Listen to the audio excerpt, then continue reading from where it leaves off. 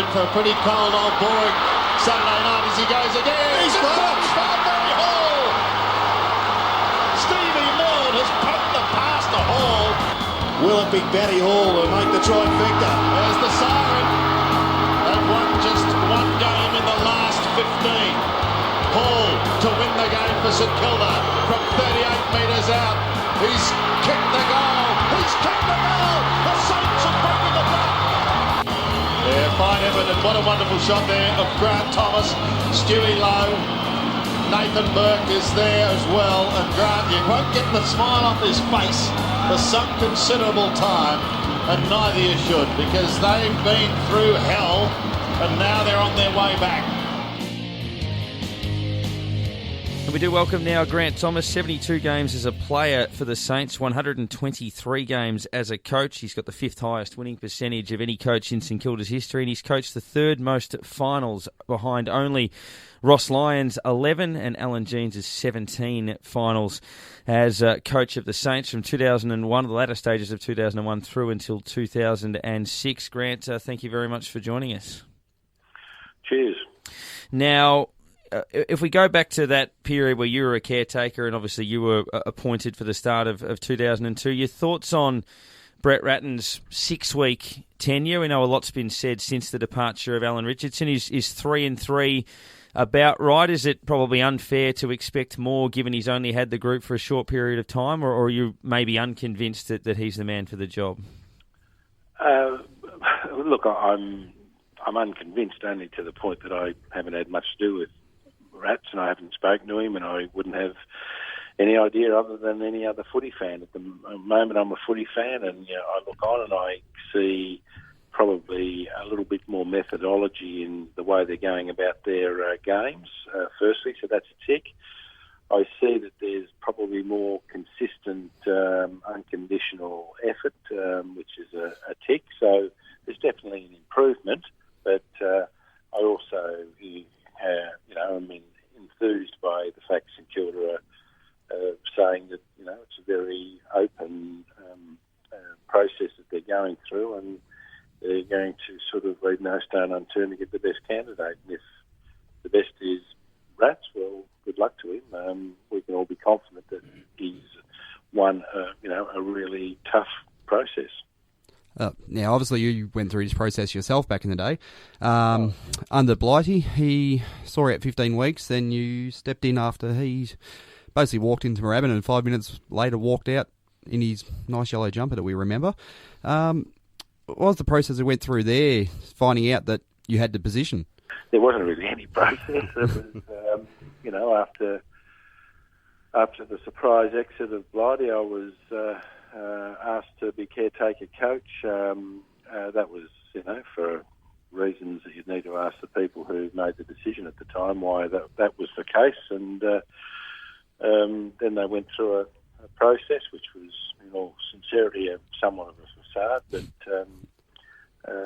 I was told way before the end of that I'd be coaching the club, I think, at that point in time for the next 3 years. I think the contract was, I can't remember. If we look back at that period of time, I mean, yes, there was the tumultuous, the wooden spoon under Tim Watson in 2000, and then Malcolm Blight gets the flick midway through 2001. But for all intents and purposes, if we assess that 5-year block, I mean, Nick Rewalt and Justin Kazitsky come to the club. Through the acquisition of Malcolm Blight, we probably get Aaron Hamill and Fraser Garrick and all of these sorts of people. Then you step in as coach, and within 3 years, we play in a preliminary final. So as much as that period of time appears tumultuous, the building blocks, even though Blighty was originally the plan, didn't work out too badly. The club did, I guess, enjoy a rather significant and quick improvement. Yeah, I think, we had a mandate to provide St Kilda with sustainable success. We defined sustainable success as playing in finals for a decade, and out of that, winning at least one, but 1 to 3 premierships is, and that's how we saw it. And we felt that the club needed to play in finals every year for a decade to earn respect. I didn't think we were respected as an organisation, and to do that, we couldn't do things how we'd always done them. There was, we would have got similar results. So we had to break the nexus. We had to provide some breakthrough performance and do things dramatically different. And that started with readdressing the culture of the place and the environment and the people and getting it right. I think we got it pretty right. I left in 2006, but in 2004, 5 and 6, we were the most winningest club in the competition. No club had won more games than us over that 3-year period. We played in 3 final series in a row for the first time for a long time, and only the second time in the club's history. And then unfortunately we missed the following year, Rossi's first year, when it took, the train went off the tracks for a while. But then, to his credit and the club's and players' credit, they got the train back on the track and came damn close to delivering a couple of premierships. So the model couldn't have been too wrong. Tomo, we've heard in recent days, and for a long time actually, a lot of the former players at the club under you, Rui, BJ and Dal and a few of those guys, talk about the culture, as you alluded to, changing the culture and creating a culture of success and sustainability within the club. How do you go about doing that when you walk into a club that's full of either veterans, average veterans and young kids who might have elite talent, but how do you go about changing the culture at a club like St Kilda? Well, you come up with an agreed set of behaviours first and values that you live and die by and you're accountable to in everything you do. You eradicate the people that aren't interested in abiding by those agreed values, and you ensure that the playing group have a set of goals that's in alliance with the club, and if that usually amounts to success, and if that success is defined by playing finals and giving yourself a chance to win a premiership, well, and everyone's in agreement with that, we'll then say, well, okay, well, that's fine, guys. Happy, if that's what you want, we will manage you and coach you and drive you towards that, but you need to understand the ramifications. And the ramifications of that is that you're going to need to do this, this, this, this, and this. And if they say, oh, well, the first 3 are okay, but the next 2 we're not 100% confident, well, we say, well, okay, you've got to do 1 or 2 things. You've either got to change your attitude towards what you need to do, or you've got to reduce your standards of success. Now, of course, they always say, well, we want to keep the success. Well, okay, you've got to change your standards, and you've got to accept the whole 5 or 6 things we've got to do, not just 3.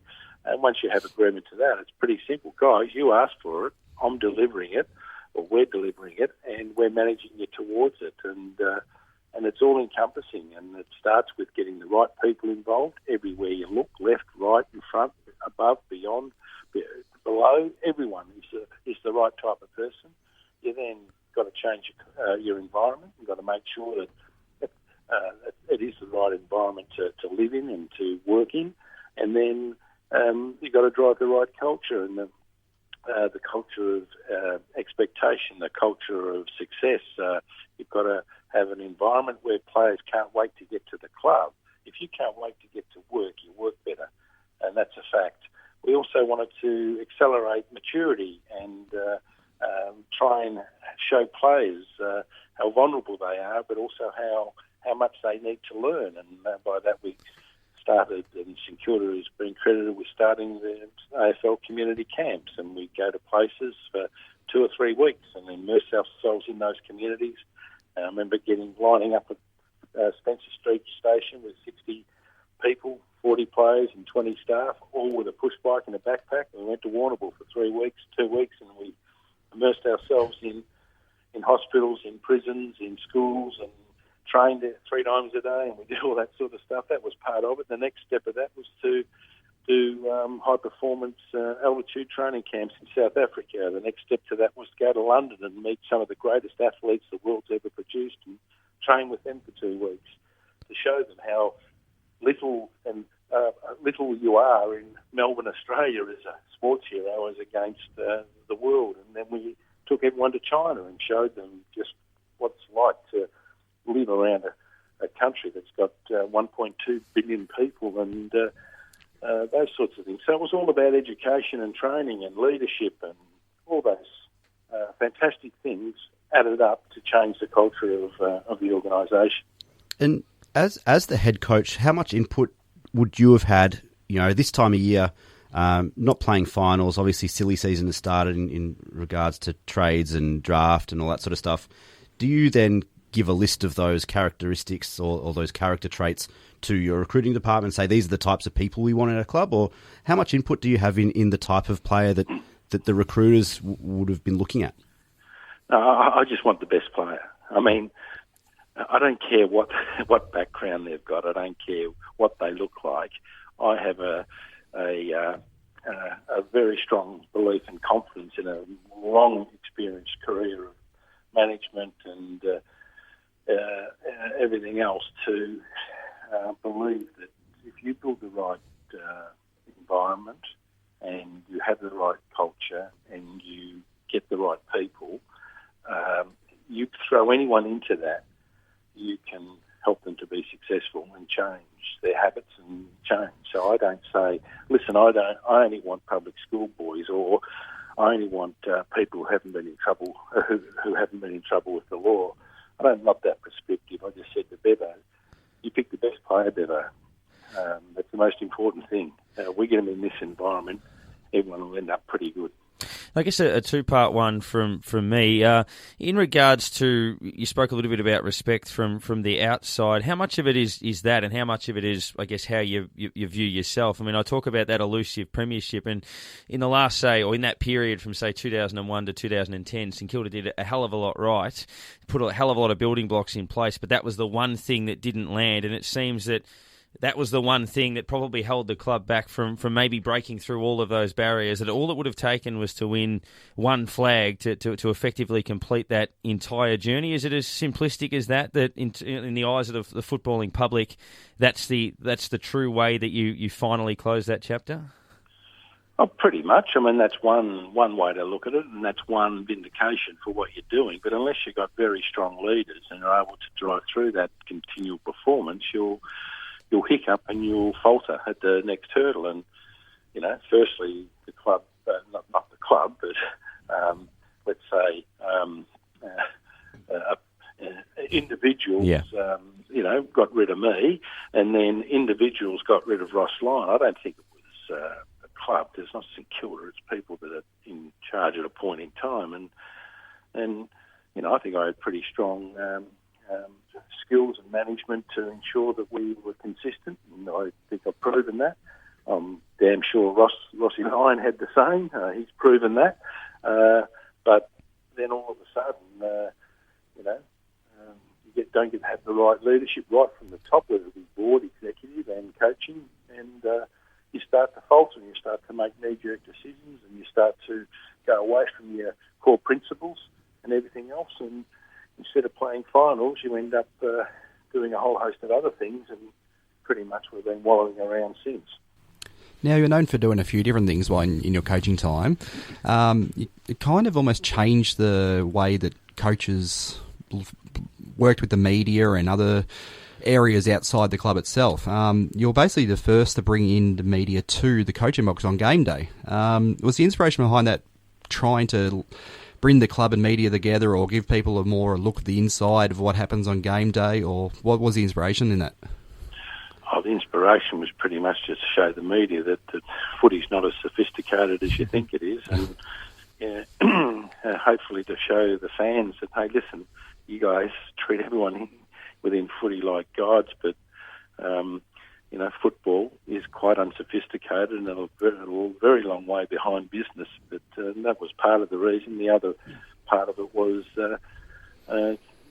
to ensure that we could build, the right relationships with the media, because for whatever reason they didn't have a strong liking to me. I think they probably had a big party when I got the sack, and that's okay. But so part of it was to say, well, they'd ring up and ask some questions. I think it might be Mark Robinson or whatever, and they'd talk about things. And I'd say, well, listen, if you don't believe me, come in the box and have a listen. Oh, I'd love to. And next thing I say, well, I'm not stopping you. When do you want to come? Come along, have a look.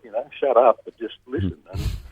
And they come in and they give feedback and they tell us what they think, and they still talk about it to this day. But it's a lot of myths in footy, and you see a lot of camera shots of the coach's box, but if you had the opportunity to actually see what happens in there, I think a lot of people would be very, very surprised about the lack of sophistication. The final one from me, and I guess it's a two-parter. I think part of what we see from big clubs that have a bit of clout is their, I guess, relationship with the AFL, where it's a case of if they want something from the AFL, they'll make that very clear and they'll stand their ground. And that was one of the things I most admired about you when you were coaching St Kilda, was that you would stand toe-to-toe with the AFL on issues that mattered to the football club. And as a result, we know your relationship with Andrew Demetrio wasn't always the best, but it was always from the best interest of St Kilda. How important was that for you to be able to just stand there and say, no, this is what we want to stand for St Kilda? And just to tack a little bit onto the end, because I'm not sure if you'll be able to answer it, I listened to the Sacked podcast where you mentioned the Whispers in the Sky game, and you spoke about how a staff member rang you the following morning who'd been on the flight and said, you wouldn't believe what some of these guys are saying. And I know on that podcast they weren't able to dig a little bit deeper. Just out of curiosity, can you shed some light on what some of those things actually were in terms of what was being said on that flight? Well, first things first, I thought it was critical that we stood up to the AFL. I mean, they treated us with contempt and they treated us like a bad cousin. And the unfortunate thing about it is when I would stand up to the AFL, I'd look around over each shoulder for the support of our people. And most of them would sort of run for the hills. So I was left standing there on my own to fight the battles, which is okay.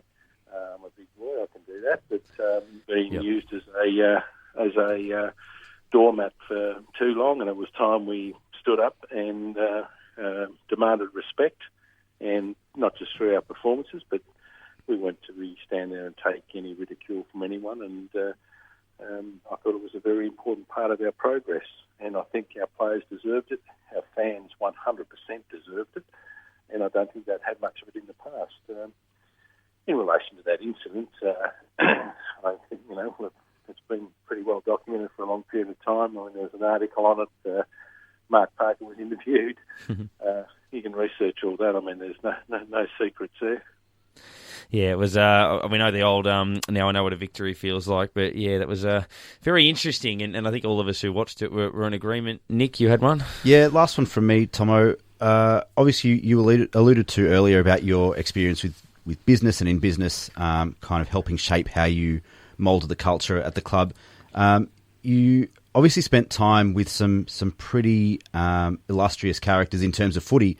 You played under some pretty impressive people at the club, guys like Jezza and the like. You're at North with Dennis Pagan. What people might not remember is your time as an assistant coach under Stan Alves. What can you tell us about Stan and his time at the club? Look, I wasn't there for that long. In fact, I wasn't anywhere for very long anywhere, I suppose.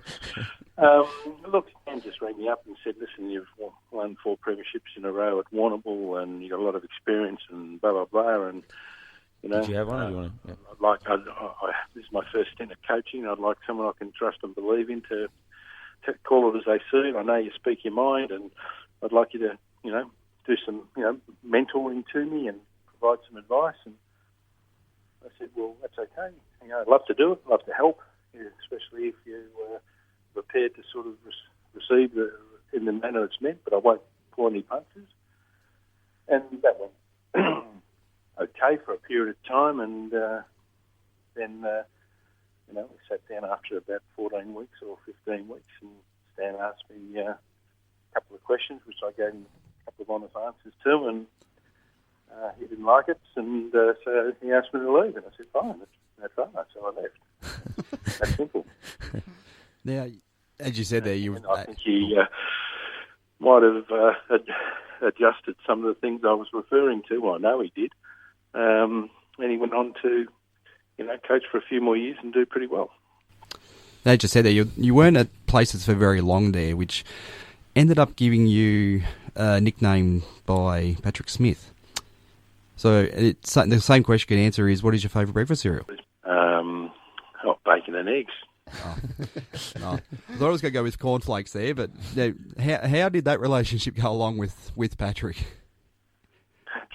Well, Patrick Smith is the brother of brother Paul Smith, who was my headmaster at St Bede's College, which I never found this out for a while, but our one of my good mates from school, Father Michael Sierakowski, who became a parish priest in Bentley for a long time. I asked him to come along and be our priest within the club, just for players to go and talk when they couldn't talk to anyone else. And we are St Kilda, so we're saints, so it was good to have priest there, living guy, Father Michael. And he told me one day, you know why you're having so many problems with Patrick Smith? And I said, no. And he said, well, his brother's Brother Paul Smith. I said, you're kidding me. Because I used to torment Brother Paul Smith a fair bit, and I think Patrick might have been trying to get me back. So I think it was that simple, to be frank. Well, Grant, watching the Saints under you was a lot of fun, and I think you deserve a lot of credit for helping to change the club so significantly at the time. We still chase that elusive flag, but you and Ross Lyon and plenty of others have given it a bloody good crack, and I'm sure we'll all have a smile on our face when it comes. Thank you very much for joining us. Thank you. Love the Saints. Go Saints.